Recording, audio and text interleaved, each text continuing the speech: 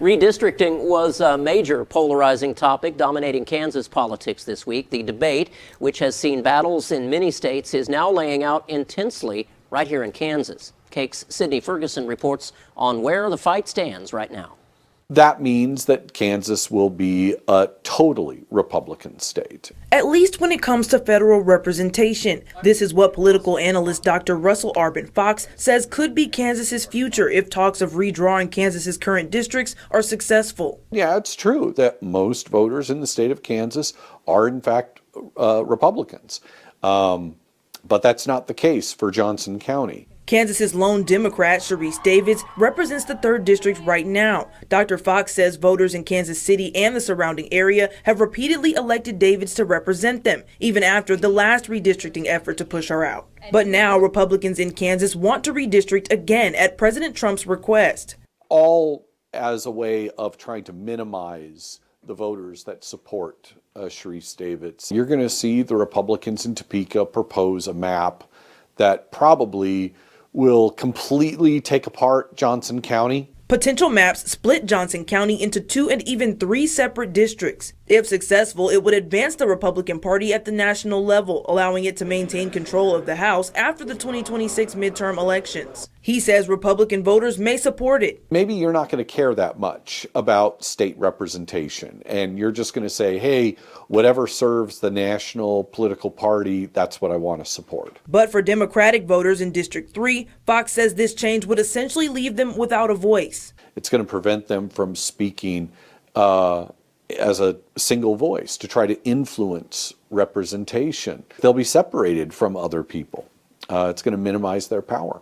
Fox says it's unusual for Kansas to redistrict again after only 2 years instead of the standard 10, and for President Trump to be so directly involved in its happening. Still, he says it isn't necessarily unconstitutional. It violates the practices that have developed over a couple of centuries, but I mean, no, it's not unconstitutional. If they can come to an agreement on a map, then I think it's definitely going to happen. Representative Proctor, I'll start with you. Democrats have made this about race and gerrymandering. Is that true or false? No, it isn't. A vast majority of Kansans voted in favor of President Trump and his America First agenda, including me, and I think that they want that agenda to continue forward. And California and other blue states are engaged in this same fight right now, trying to gerrymander the other way in order to get more seats in Congress so they can stop that agenda. So I think that if Kansas can be a part of counteracting that effort and trying to make our congressional delegation reflect the people of Kansas, then I think we've got to do that. But with 4 congressional seats, 75% of them are Republican. Isn't that reflective of? Like I said, I think that Kansans want the America First policies to go forward. And we all remember what America was like 2 years ago and don't want to go back there. And so I think that the best way that Kansas can help the president and help this country continue to move forward to this golden age is to redistrict. Henry Helgerson, Missouri just did this same thing. They split Kansas City into 3 different districts. Is Kansas going to follow suit? Well, I haven't gotten a call from the president yet, so I'm not sure where the map is. But it doesn't matter. Well, it does. The Republicans have the power, so they're going to make the decision. Is it fair? Is it right to those individuals? And you brought up the idea that the majority of Kansans voted for the president. Well, the majority of the people in Johnson County voted for it, even though you gerrymandered the district again last year or 2 years ago. She won again. There was a time when I first came to the legislature, there wasn't any representatives or senators from Johnson County. Johnson County has gone more and more toward my party. It's done that because that's where the voters are moving in the direction of policies that I believe in. But Johnson County doesn't make up the entire district either. No, but between that and Wyandotte, you can put a pretty good most of the district together with that. the idea is you got the power, you got the votes, you're going to do whatever you want. It's not necessarily representative of what the people up in that area want. And in fact, from the polls I've seen, they have said, we like it the way it is.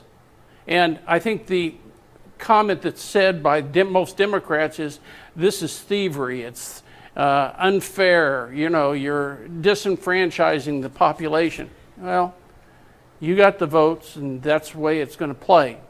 But hell will pay when the parties shift.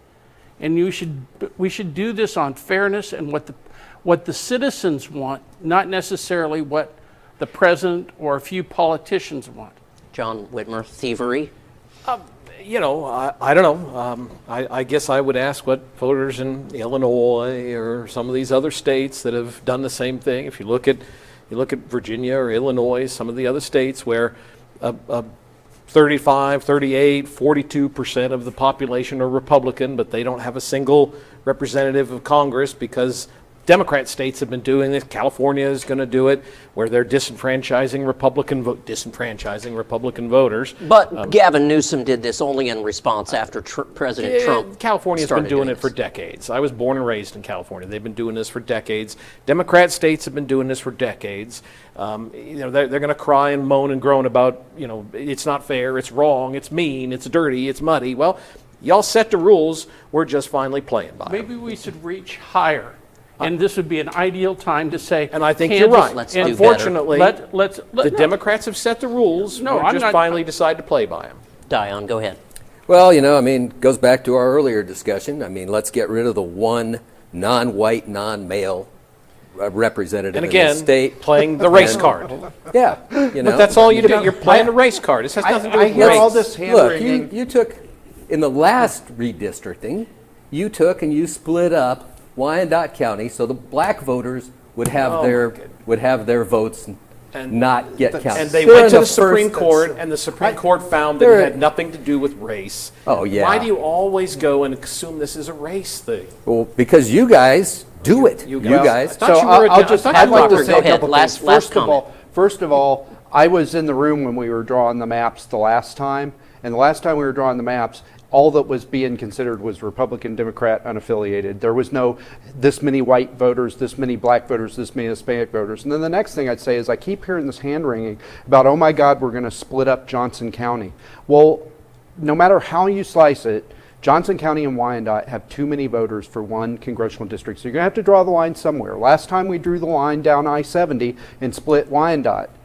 You know, if we go back and we redistrict and we end up splitting Johnson County, which I don't know because there are no maps. We haven't even called ourselves in a Nobody's special seen any session maps yet. But if we do that, I don't understand how you would like us. Would you like us to, you know, ship people out of Johnson County so they have fewer people so that we have enough for one, you know, to put them all in one congressional district? It just doesn't make sense. Yeah.